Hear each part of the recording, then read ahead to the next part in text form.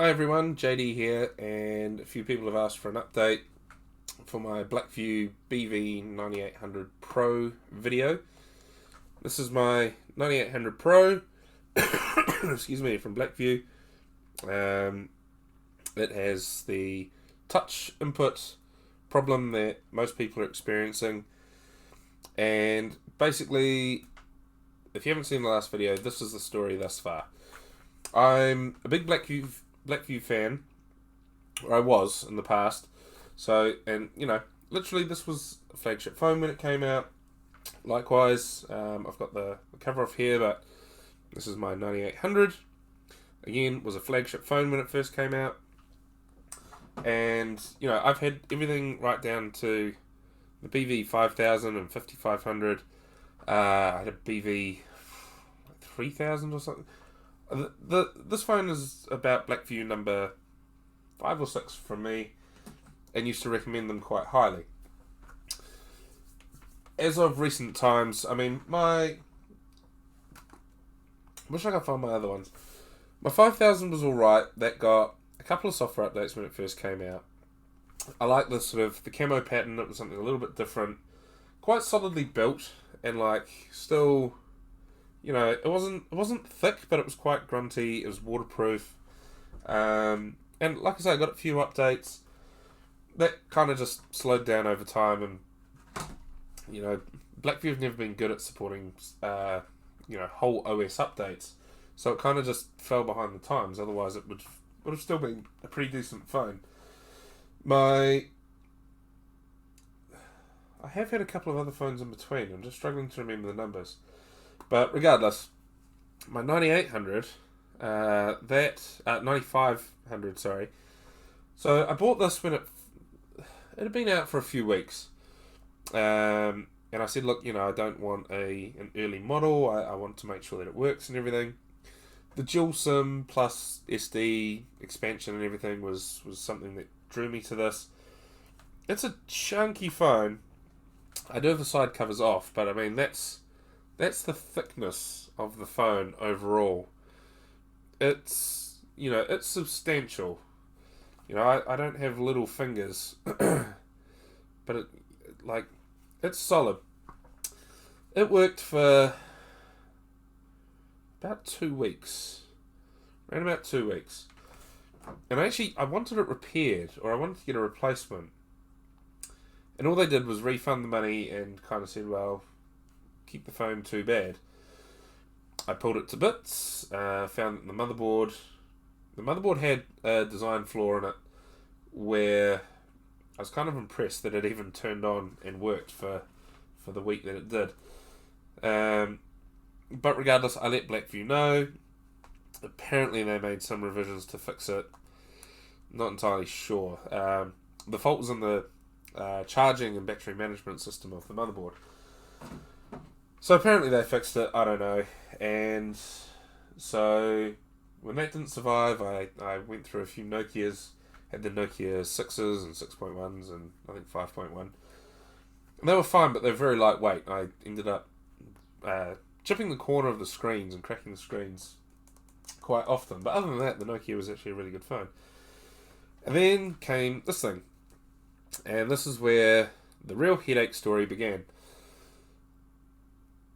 The first clue is that everyone who has this phone and who has the same problem, it works fine for a few weeks, up to about a month, and then the touch input starts freezing up, and no matter what you do on the screen, the phone just doesn't respond to it.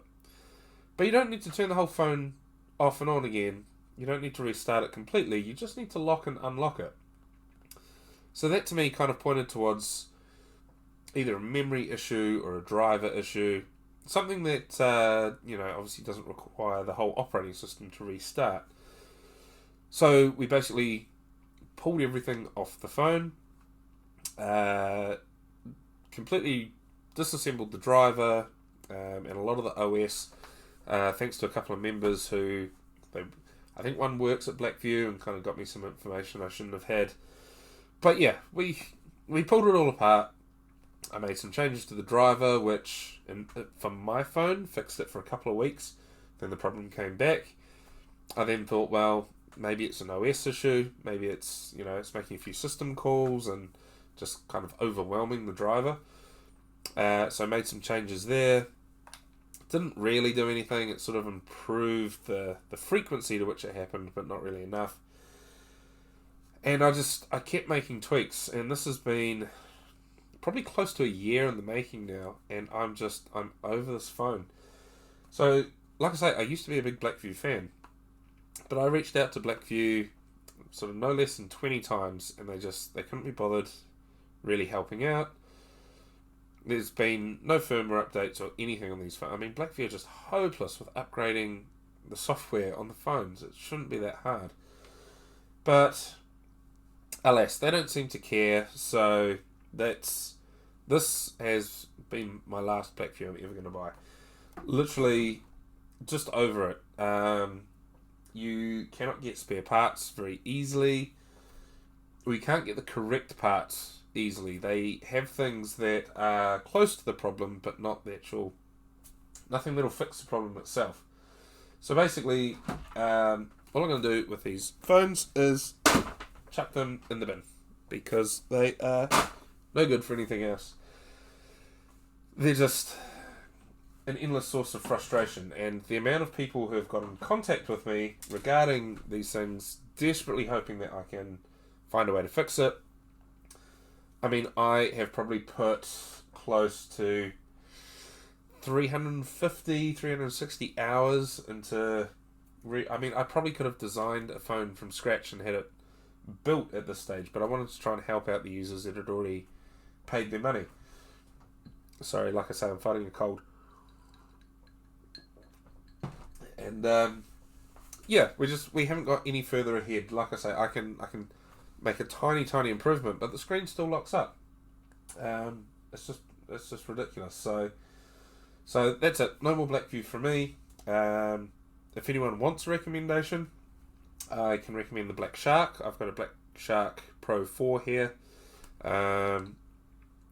It's got a really nice clear screen. It's really smooth in its operation. It's aimed for gamers. Like, I don't know if you can see this. They've got little pop-up triggers, which are kind of cool. They're really well spec'd. It's grunty. It's not quite as thick. It's quite a thin phone, so it's not as heavy duty, but I am a tradie. I mean, you can see that the back is a little bit scratched up. I don't have a screen protector, and amazingly, the screen is still pretty scratch-free. In fact, it's completely scratch-free, which for something with no screen protectors, I find pretty amazing. So that would be my recommendation. Like I say, mine's the Black Shark Pro 4, or 4 Pro, whichever way around it goes. And it's done really well. It doesn't have FLIR. Sorry, I just realised, looking at the number of cameras, it doesn't have FLIR. It's just a macro lens, a landscape lens, and a regular old lens. So yeah, you don't get the FLIR like the 9800 does, but with the amount of external USB FLIR cameras now, it's probably less of an issue for people. If you really need that function, you can buy a $100 module that slaps on the bottom of the phone. But yes, I'm sorry I couldn't help with getting anybody else's Blackview up and going. I tried. I really did try. It's not something that apparently wants to be saved. So yes, Blackview, you are now dead to me. There's no more recommendations for you guys. And to anybody else that's out there, hey, if somebody does find a problem, a solution to the problem, let me know. And Godspeed to you. I really did try. And if I do find a solution, I will, of course, update these videos and link to it, or put people in touch with whoever can solve the problem.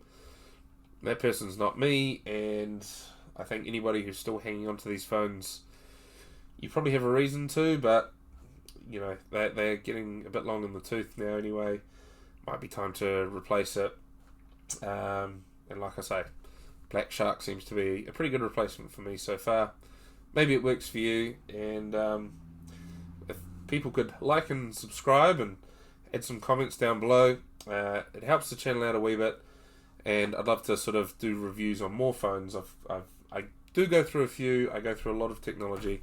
You know, literally just on my desk I have everything from Raspberry Pis with screens, working as small servers. I love my electronics, and I'd love to share that information with you guys as well.